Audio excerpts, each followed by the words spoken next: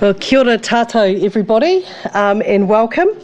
Today we're announcing the next steps in our plan to increase housing supply and improve housing affordability. We've invited National to participate in forming the legislation that we plan to pass because it was clear that the National Party supported moves to speed up housing intensification. We've had constructive discussions over a number of months and have now reached an agreement on the announcement we are making today. So you can see that I'm joined here by Judith Collins and the Housing and Environment spokesperson, and of course our Minister of Housing, David Parker, is beaming into us from Auckland. He's also down the back of the room if you're looking for him. So having broad political consensus on these changes gives homeowners, councils, investors and developers greater certainty. We are pleased to have national support in enabling New Zealanders to have access to modernising our cities in this way. It makes sense to work together where there is a consensus. We need stable, enduring solutions to fix a housing crisis that has been decades in the making. There is no silver bullet, but combined with other measures taken by this government, these changes will start to make a difference. I will invite Judith Collins and Nicola Willis to speak a little later. New Zealand has a serious housing shortage and has simply not built enough homes to meet the needs of New Zealanders. This is making housing increasingly unaffordable, with its effects felt most strongly by New Zealand's poorest, vulnerable and younger generations. You will see the impact of this as many families and whānau struggle to buy their first home or find suitable rental accommodation. New Zealanders need more choices so they can live affordably in a wider variety of housing types that have good access to jobs, transport and community facilities. However, overly restrictive planning rules are getting in the way of and making it difficult to build the right homes that we need in the right places. Last year, we took an action to remove these rules by introducing the National Policy Statement on Urban Development, or the NPSUD as it's become affectionately known. The NPSUD is a powerful tool that enables greater intensification in our cities and requires our councils to plan for better growth. Intensification is important because enabling more homes to be built within our major urban areas is one of the key things that we can do to help with the housing crisis. It is also critical to encouraging low-carbon cities necessary to address climate change and meet our emissions targets. Councils are making good progress implementing the NPSUD, but it will take until 2024 at the earliest for its impact to begin to be felt. The need for further and immediate action is clear, and that's why we will be amending the RMA to bring forward and strengthen the National Policy Statement on Urban Development. Modelling suggests the changes we are making will result in at least 48,200 and as many as 105,500 new homes in our largest cities over the next 5 to 8 years. The PricewaterhouseCoopers cost-benefit analysis notes this is a permanent shift in the flexibility of housing supply with a long-term impact of more compact, efficient and affordable cities. I'll now pass over to Minister Parker to give some of the more details of the changes, and then he will then in turn pass to Ms Collins. Thank you, Minister Woods. Can I acknowledge the Leader of the Opposition, the Honourable Judith Collins, and other colleagues from the House appearing this morning. Can I begin by also welcoming the arrangement that we've made with the National Party. I think it's important that there's a broad political consensus to deliver stable, enduring policy around the urban density that we need as a country. As Minister Woods has already said, there are two key parts to the announcement today. Firstly, we're creating a new planning process so that the Tier 1 councils in Greater Auckland, Hamilton, Tauranga, Wellington and Christchurch can implement the changes required by the NPSUD faster. This means that new policies and rules enabling intensification will be in their plans from August 2023, and indeed they'll be notified earlier than that. This brings forward the implementation of density by more than a year. Secondly, we're enabling even more density across all of our major cities by requiring those Tier 1 councils to make medium density the default in most residential areas. This will allow more houses, such as townhouses and units, to be built, but it won't require it. To achieve this, we're introducing a medium density residential standard that will enable landowners to build up to 3 stories on most sites without the need for a resource consent. Exemptions for certain circumstances such as natural hazards or where a particular site has heritage value will be maintained. Increasing density of our urban areas will give people more choices about where they can live affordably in a wider variety of housing types. Plan changes implementing the new standards will be notified by councils by August next year, the existing National Policy Statement on Urban Development deadline. Some of these standards will have legal effect at this time, which will have an immediate enabling effect on new supply. The new standards will also result in fewer resource consents being required, and where a resource consent is needed, the process will be simpler. It almost goes without saying that councils are, of course, crucial to bringing forward and strengthening the NPS on urban development successfully. And my discussions with a number of mayors in these Tier 1 councils today has me confident that the vast majority of them are welcoming of the assistance that we're giving to bring this forward.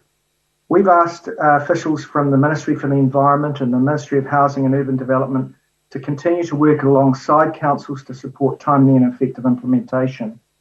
We're also going to reduce the current workload for councils by reducing some of the existing complexities in the NPS-UD, and this makes it simpler for them to implement.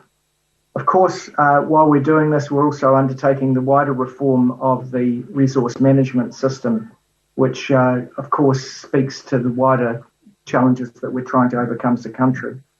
There's been a wide range of evidence that demonstrating that removing planning rules that are restrictive can result in significant increases in housing supply. I urge those who are interested to read the PwC Sense Partners cost-benefit analysis here. It's very, very thorough, and their midpoint estimate is that there will be 75,000 additional dwellings in our 5 largest urban areas, over and above those expected from the impending NPS-UD. The PwC report also notes that the urban development NPS that we've already got is probably having larger effects than were previously estimated. On top of these benefits to rural housing numbers, of course, there are improved equity outcomes for first home buyers and for renters, and there's a slowdown in the transfer of wealth from to existing property owners from renters and first home buyers. We recognise that housing supply issues aren't limited to our bigger cities. Tier 2 councils will be required to adopt the medium density residential standard if an acute housing need is identified in those areas, and other councils can also opt in if they want to use these faster processes. The government's wider RMA reforms will transition these rules into the new system. That bigger reform, of course, takes a little bit more time to implement fully, which is why we're proceeding apace with this at this time. And now I hand over to the Honourable Judith Collins. Well, thank you very much, Minister Parker. Well, thank you, everyone. It's so good to be here today announcing a bipartisan commitment to cutting red tape and the regulation that makes it so hard to build houses in New Zealand.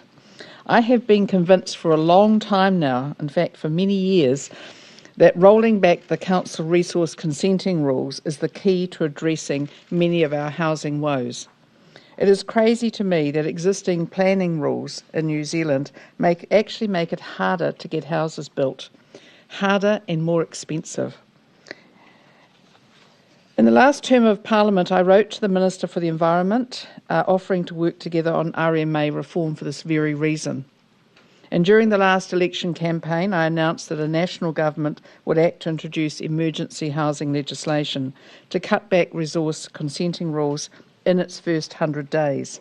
And at the start of this year, following my speech, State of the Nation speech, I wrote to the Prime Minister offering to work together on emergency legislation to cut the red tape tying up our housing market. And in April, I took the step of introducing my own members' bill and writing to all party leaders asking for their support. Our housing emergency is an absolute crisis. And at the sharp end, we have seen State House waiting lists quadruple in just the last 4 years. But housing is an issue that touches all Kiwis. We see young families locked into renting, kids growing up without any particular roots in a community. We see young families forced to save for a decade to build a deposit and putting off decisions because of that lack of certainty. And our expensive housing means less money is spent making homes warm and dry. And the nearly $200,000 increase in house prices in just the last year actually increases inequality and it divides communities even more. All of these things mean New Zealand communities are not what they would be in a world where we cut back on housing regulation, where people had the right to build. And National supports this policy because it focuses on supply. Rather than making life harder for property owners, this policy tells them that you have the right to build. That's why we support it. To those that worry reduced regulation may mean a neighbour subdivides or that a community loses its character, I say this: our communities lose their character when people can't afford to own their own home. Stronger communities are formed when families can own their home. And it is in the interests of all Kiwis to live in a property-owning community, where people put down anchors in their community and have a stake in local affairs, where kids get to stay at the same school, where the politics of envy aren't fueled by rapidly rising house prices, where our children can afford to buy a home and start a family, and growing up in a property-owning democracy. The bill we are announcing today focuses on cutting the red tape that stops people building homes. If we live in one of our 5 biggest cities, and under this bill, you can subdivide your property, build an extension, or a deck, or a sleep out, without needing a resource consent. Almost anything within 3 stories without a resource consent. It is about fixing our housing woes by simply giving Kiwis the right to build their home. The bill doesn't risk quality because building code of compliance will still be needed. But we scale back the resource consent that allows a town planner to tell you how your house should look. Announcing this bill together with the government is a vital step to send the signal to councils that New Zealand's 2 major political parties are committed to working together to roll back the planning red tape. And I want to thank Ministers Woods and Parker for accepting the invitation to work together and for reaching out with their own proposal on how to scale back consenting requirements. I especially want to thank Nicola Willis and the Honourable Scott Simpson for their work. Well done. There is so much more to do to see Kiwis all across New Zealand be truly given the right to build. But today, we take the first step by sending a bipartisan signal that both major political parties are working together. Thank you. Thank you. So just some of the detail, which I'm sure... sorry, Nicola. Yeah. That's all right. Today is a good day. New Zealand's 2 major political parties are joining forces to announce much needed and long-awaited changes that will make it easier to build new housing in this country. Labour and National are standing together to say an emphatic yes to housing in our backyards. As Judith says, National, along with the Reserve Bank, the Productivity Commission and many economists, have consistently argued that land use restrictions and arcane planning rules have helped drive ever higher house prices in New Zealand. The RMA amendments we are proposing today offer urgently needed relief. They will allow for more density in existing residential areas, upzoning, as well as allowing local authorities to fast-track plan changes that enable new greenfields development. These changes will ensure our major cities can develop, can grow up and out, providing housing where people want to live, with a range of housing types to suit them at different stages of life. Historically, cross-party support for changes of this sort has been hard to find. Today's coming together is a proportionate response to the scale of the housing emergency New Zealand faces. Our country has some of the most unaffordable housing in the world, and Kiwis expect MPs to take action to address it. Homeowners and non-homeowners alike all know that the property ladder has simply been pulled out of reach of too many people. Our housing shortage is fueling inequality and robbing younger New Zealanders of hope. Today's announcements will help put new rungs on the property owning ladder. To those who say they prefer a one-storey house with a big garden, then know that you can welcome this bill, safe in the knowledge that no one will make you demolish your existing home, and many like yours will continue to be built. And to those who are desperately looking for a townhouse, granny flat or apartment close to your work, or as a lower maintenance place to retire to, then know that this bill will unlock far more choices for your future. This bill is a win-win, delivering more choices for the first home buyers of tomorrow while enhancing the right to build for the homeowners of today. These measures are not about a one-time increase in housing stock, but a permanent shift in the flexibility of the supply of housing. And over time, it will deliver more affordable housing. The difference may be small at first, it will be noticeable within a decade and enormous for the next generation. I want to say thank you to Ministers Woods and Parker for engaging National to help develop these proposals. And I hope that New Zealanders see today's announcement as evidence of the constructive approach National is taking to help solve our housing emergency. Don't get me wrong, this bill will not solve all New Zealand's housing problems. There is much more work to do. National will keep promoting new housing ideas and constructively criticising the government's failures. And I intend to keep giving that a go in future question times, Minister. But today is not the day for that.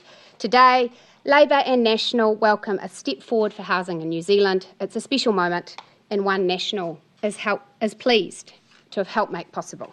Thank you.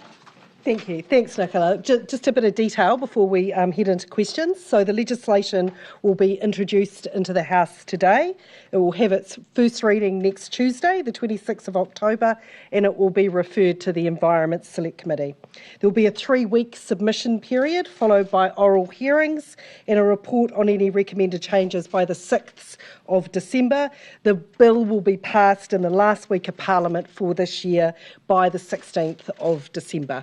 And we're happy to take any questions, with the obvious caveat that we need to clear this room for another event in the not too distant. Thank you. Thank you. Is this the death of NIMBYism? Well, I think we certainly hope so. That what we are seeing today is that we're seeing two major political parties come together to say that actually we need to provide leadership. We need to provide leadership in our cities and work with our councils around the country to say we need to enable far more choice in our cities. At the moment, we have planning rules in place in some parts of our cities that actually don't allow people to build at the density which will deliver affordability for so many people. Councils have obviously tried to tackle this problem many times with their own sort of unitary plans on this, and it's been a real fight in certain suburbs to get this through. How do you imagine this policy, or bill rather, will go down in those suburbs which have said, no, not in my backyard? So, I mean, I'll just have a go and then pass over to Nicola or to Ms Collins. So I think that what we've seen is this has been an incredibly fraught and difficult issue for so many councils in different parts of the country. I think that New Zealanders can see that that what they're saying is central government step up and take some leadership on this issue and coming together to say that actually when there is a housing crisis that you need to lay aside some of your differences, and I'm sure the differences will get an airing on another day, but that we do need to step up, take that leadership, and that we do need to help our councils be able to work through these issues with local communities. I think the point that Nicola made in her speech, that this is not requiring anyone to pull down their single dwelling on a section. What it is doing is enabling more choice in our neighbourhoods, that we can see greater density in more of our suburbs across New Zealand. Perhaps Michael, just to add to that, in the National Party we believe very fully in people having private property rights, and we also know that for people to have a large section, that's great. If they want to use it, if it's their choice. But for some people, that large section is just something that they end up having to mow. And in their 70s and 80s, it becomes actually a terrible drain on them. So to give them the choice to decide that they can, for instance, build themselves a new property, new home, and that they can sell their larger home next door, that gives people choice, and choice is absolutely crucial in a property owning democracy. Thank you. Sorry, we'll just come over here and just spread this around a bit. Thank you. My question is actually for Mr Parker, in his capacity both as Minister for the Environment and Minister for Revenue. Inevitably this will raise the value of land in the parts of the cities that are affected by it. Is there any proposal to impose value capture taxes on people gaining those windfall gains? No, there's not. The Pricewaterhouse Sense Partners analysis goes into the issues as to what will be the effect on land prices. And overall, the cost of housing-related land per housing unit decreases quite markedly. Over time, in all suburbs, the greatest incentive to intensification will occur in the areas that are closest to the metropolitan centres, but the benefits will be felt throughout the housing market. But the property owners are going to get substantial gains. Not overall, no. The effect of the constraint on supply, economists agree, is that overall house prices and land prices are higher than they should be because of the artificial constraints on land supply. And I think both the main political parties agree with that economic analysis.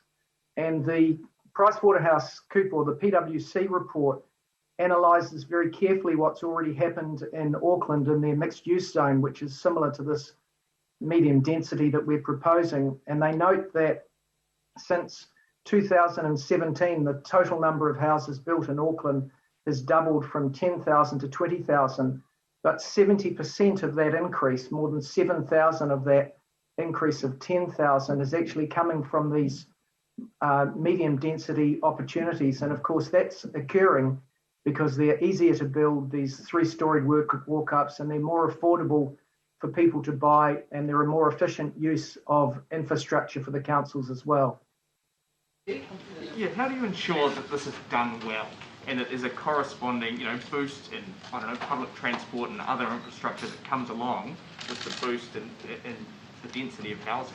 So this is, of course, tying into the MPSUD, so that where the greatest requirements for density is around what we see as really suburban commercial centres or city centres, so that it is very much tying in and making sure that we are maximising the value that we're getting out of infrastructure investment, particularly transport investment, that we can have greater density of people living there. It's the fact that we already had framework, that it had a lot of work done on it in terms of how it is that we do good urban planning, that we're able to bring forward. Thank you. Just here and then over to Bernard. Do you think, or does the analysis suggest that this will actually lower prices, not necessarily for housing, but for apartments and other medium density housing, like townhouses? Look, what we know is the way to drive affordability is often through typology, and that's through density. And it is having duplexes and multi-unit dwellings that can drive those affordability outcomes. It also allows us to maximise the benefit that we see out of infrastructure investment. And as David went into that in his answer, which I won't go over, there's quite a lot of material in the cost-benefit analysis from PricewaterhouseCoopers and Sense Partners. I think we're making that available to media to have a look at. We're just going to go over to Bernard and we'll come back. Existing apartment owners, well, basically their house prices, their property value go down. Oh, look, I think what we know is that we have a huge amount of need and capacity for supply in our housing market before we get anywhere close to that. A question for the Minister and for the opposition leader. Firstly, do you expect this to deliver a supply shock that you would like to see drive house prices lower? Firstly, to the Minister. So the estimate of the number that this will enable, this is the medium density will enable over and above what the MPSUD would be according to the cost benefit analysis, is between 48,500 and 1,500. Midpoint of around the 75,000 is actually called a conservative number in the cost benefit analysis. So I think that we will see the capacity for more supply. We know that we do have a housing shortage, and that is one of the things that is driving the crisis that we're seeing in New Zealand housing. We don't see this as simply a supply and demand problem. We know that there's some other underlying factors, and that's where this fits into our program around housing in terms of infrastructure investment. What we want to do is we certainly want to see the enabling of more affordable houses being built, and what this will do will allow it, that we have planning rules in some parts of our cities that actively stop a typology that is affordable for people to purchase. I think we just come over here now. We'll do. Oh, sorry. Yes. Okay. So obviously this deals with land and people getting consents to build. What it doesn't do is it doesn't actually get the houses built. So there are other things involved in it, and those are things that are for another day, which is around building supplies, training, trades, all those sorts of things, all of which are important to getting a house built. In terms of value, I think what we'll find is that there will be some people who will feel that their lawn is now something of value. And that goes to Richard Harmon's point that some people will find that they can sell that lawn. But in terms of house prices, do I think that that's going to suddenly bring about a drop? No, I don't see this as a supply shock. What I do believe is a shot in the arm to make sure that the country doesn't continue down a path whereby housing is something that other people own and our kids get to rent. Thank you, Sam. Oh, sorry, David, go. Yep. Yeah, Bernard, if you look at Table 3 of the cost-benefit analysis, there's an assessment there of what house price inflation would have been but for this announcement. So we're not expecting house prices to drop, but we think that house price inflation will abate according to the analysis that is in that report. Yeah. Related to Benedict's question about infrastructure and your response about the MPSUD, you're bringing that forward like this a year, but councils have talked about not necessarily having the planning support at a central level that they need and the resources. So, there's a bit of a stick there to speed things up. But what carrot is there? What is the government doing, or for national, what should they be doing to give councils the help they actually need to sort of make this a reality? So I'll just talk about what's in this ledge in terms of what we're doing, in terms of listening to some of the concerns that have come through from our Tier 1 councils in particular, is that we're removing the demand assessment and better defining what it means in terms of accessibility. So this is around the density that is required around those suburban commercial hubs or town centres that I was talking about, so that we are giving councils more flexibility to upzone in areas that they consider the most appropriate for the 6-storey requirement under the NPSUD, and giving more definition around what means there. I think removing that demand assessment is something that will remove a lot of the onus for councils around this. In terms of what other incentives there are for councils in terms of carrot, well, of course, for us, for the government, it's certainly around the investment we're making in infrastructure, that we see this as part of this package, but National will have something to say on that as well. Thank you, Minister. I think one of the points, Sam, is that the councils won't need to have such a heavy, planning process when it comes to properties like this that we're talking about. So they will be able to save some resource use there. But obviously, councils we need to have a better way of dealing with and helping some of the infrastructure requirements that councils have. We've put out plans around that before. The government will have its own plans, and no doubt we'll discuss those over the next little while. But also remembering that as new properties are built, or houses are built, or homes, councils will have more rates as well to help pay for costs, and they'll be able to benefit from that as well. I think too, when we had a question before about public transport, one of the best ways of getting public transport efficient and effective, timely and reliable, is to have better density when it comes to housing. And can I just say that this enables councils to do what many of them already want to do. I've heard councillors say, I want to speed up zoning for more housing in our city, but I am constrained by the Resource Management Act. Right. Today we're taking away some of those constraints. Giving choice. Have councils come to you with concerns? Obviously all of these NPS changes can be litigated and will be litigated if they're incorporated into council plans. Have councils made any of those concerns to you, and if so, are you planning to help them out with the cost of fighting to implement this through the courts? Look, I think the biggest concern was actually around the demand assessment in terms of the definition around accessibility, that I think that what we're seeing with the changes that we're announcing today, that will remove a large amount of that. We're defining more tightly exactly what is the requirement around there. So I think that is taking the onus off councils to a large extent and addresses that concern. Right. Most councils, I think, in the country will be expecting to get sued lots over the next couple of years. Are you going to do anything to help them address the cost and concerns around that? Well, I think one of the things that they can take comfort in is that we are making the legislative amendments, so that does give them protection. Yeah. Sorry, I'll just go here to some here. What consideration has been made about the impact on pressure on construction supply chains the world over in this sort of post-pandemic world?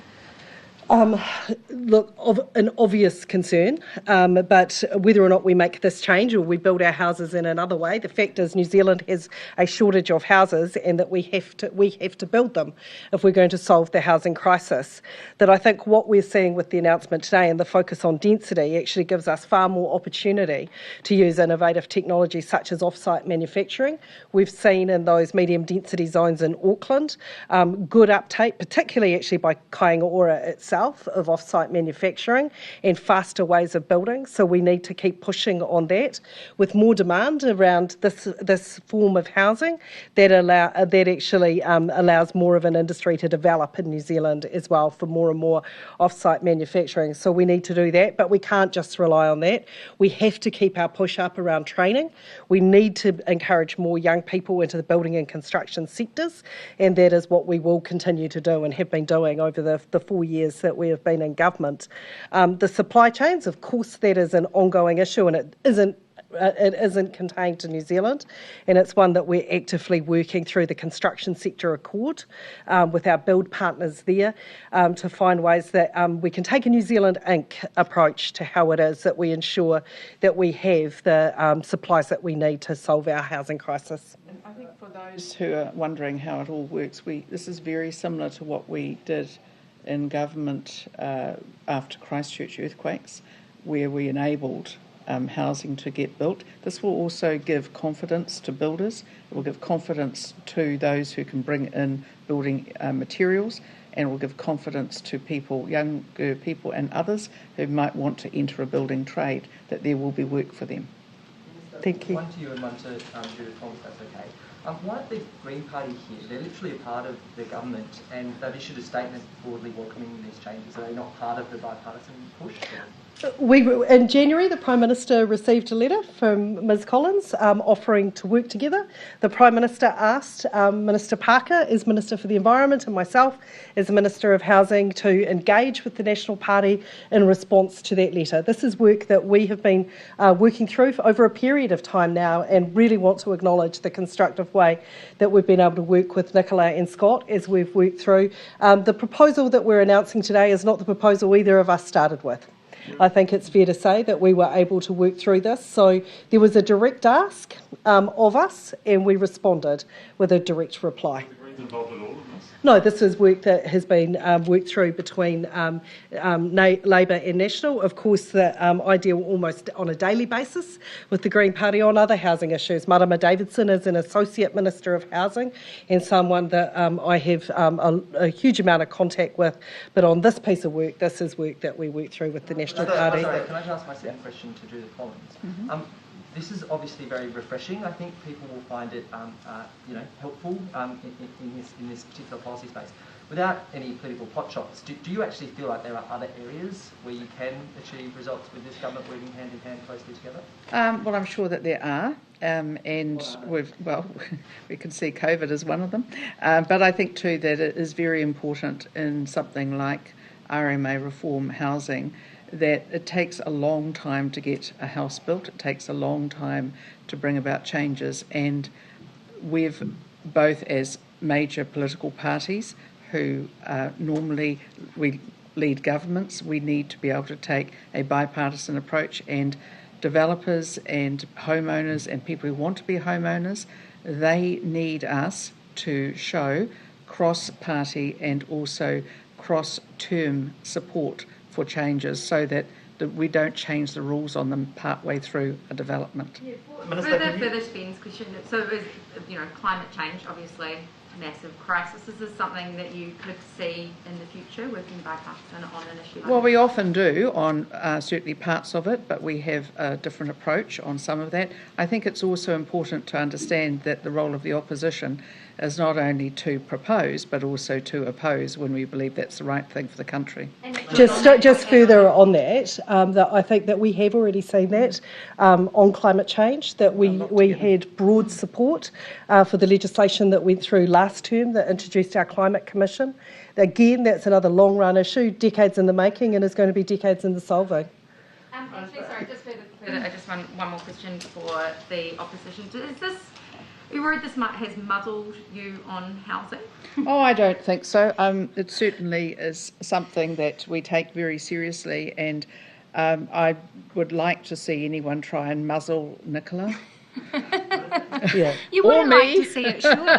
Thank you, Can you talk a little bit about how useful this political cover is for you? Because obviously this is a controversial change. For a lot of people who own houses in these neighbourhoods, they might not really like the idea of someone next door building a three-storey, medium density block. Were you worried that if you did force something like that through, then there's a lot of resentment for National to pick up on it? And I guess for the opposition as well, obviously that you were in government not so long ago, Labour could have picked up on that opposition and gone pretty hard on it. How useful is it to have flatten the issue between the major two parties? I don't think it's so much about flattening the issue. I think it's actually about sending a very strong message to people who are making quite long-term investment decisions, in many cases that are going to stretch over 10, 20, 30 years without, the most optimism in the world. I think everyone knows that covers more than a single term in government. So that it is actually about giving that long-term signal and long-term certainty to people so that we can start to see the planning and the investment that we need to come on stream to get the houses that we need to solve our housing crisis. I think I can't speak for National, but certainly the conversations that we've had during this process of working together has been very focused on that long-term and enduring change, and that New Zealand is seeing that we can come together and work constructively to address one of these pressing issues that undermines the kind of investment that we need. Yeah. Useful for you that Labor can't call you. Well, I imagine. I imagine that it is much easier in government, having been in government, just how much easier it is to be able to work constructively with the opposition. And this is not just about us. I mean, one day we will not be politicians, but we are still Kiwis who worry about the fact that we have a country where an entire generation is growing up thinking they can't buy a home. And actually, that's not good enough. We need to do better, and that's why we're happy to be part of this particular proposal. Sorry, Minister Woods, just another one. On infrastructure for councils, you've obviously got this fund. Lots of councils say that isn't enough. We've already seen places like Taranaki Street in Wellington already upzoned, but they're building townhouses there, not an apartment block, because the stormwater system's not good enough, and the council doesn't have the money to pay for it. Are you looking to do more in that space to give councils enough capital to be able to fund things like free waters, to be able to upzone, to actually make use of these upzoning changes? So, I mean, when we talk about infrastructure for housing, that's just a fancy word for roads and pipes. So I think you can look across a range of measures. There's the Housing Acceleration Fund, which is the largest boost of central government funding to local councils that we've seen in decades. And we're still in the process of distributing that money, and I think that's a really important process that we're going through. We've obviously had the expressions of interest that have already come in, that's closed, working through those, but there's also the transport funding that goes into it, and you rightly identify Three Waters funding as well that will come to bear on this. We need to, one of the jobs that we know that we have as a government and as a team of ministers that are responsible for a large part of this infrastructure is make sure that we're working together in complementary ways so that we're seeing how we see our transport and our infrastructure investments impacting on housing. So there's a lot of money, more money than there ever has been in terms of assisting councils with this, and we'll continue to work through this. But when we announced that Housing Acceleration Fund, despite it being $3.8 billion worth of funding, we acknowledged at the time that does not solve everything, but it is a start. We've got time for one more question before we need to be out here. Minister, are you looking at changing the debt restraints for councils, which they say stop them from building the infrastructure for this densification? Because one of the problems in the past is that developers say they want to build these houses, but then the council says, here's a monstrous development contribution charge because we can't afford to borrow the money, the government won't let us. So what are you going to do about these debt limits for councils? So that isn't on the agenda at the moment, Bernard. Of course, what we have done is actually say that the money that we're working with councils on is not in the form of the loan, and often for the very reason that you outline, that in terms of just adding more to the debt side of councils isn't the way to achieve this, because it doesn't allow the kind of investment that we need. That's why it's direct grant payments. So we're working through those expressions of interest, and we'll have more announcements to make about direct funding, which isn't about enabling councils tomorrow more. Just half a question. Sorry, David, you go. Yeah, could I just add to that? Again, the cost-benefit analysis goes through this issue very, very carefully. And it shows that overall infrastructure costs are lower when you do this, including transport and water infrastructure overall, than if you don't. So if you apply that lens to it, this is actually helping councils save costs rather than creating more costs. The underlying pressure for housing is neither caused by central government or local government, but we've both got to accommodate it. This is a more cost-effective way of doing so. Thank you. Just one very last question from Janae. That is seriously the last one. Yeah. In terms of the infrastructure, I mean, councils are saying that that fund is not enough, and there are more applications than there are money available. And they're at those debt limits. I mean, this seems like another piece of the puzzle that could be solved quite easily to just put some more money on the table for infrastructure. I don't want to sound like, you know, there's lots of money around, but why not sort of finish the whole package? Well, I think, Janae, one of the most important things we have to do is work through the expression of interests we have now, to have a look what is actually ready to go, what is going to be ready to go in these tier 1 areas, and match that to housing need. So we've always said that we fully understood that $3.8 billion was not going to fully solve the problems for New Zealand, but what we certainly want to be able to do is to work through this in a robust and rigorous way. Thank you very much, everybody.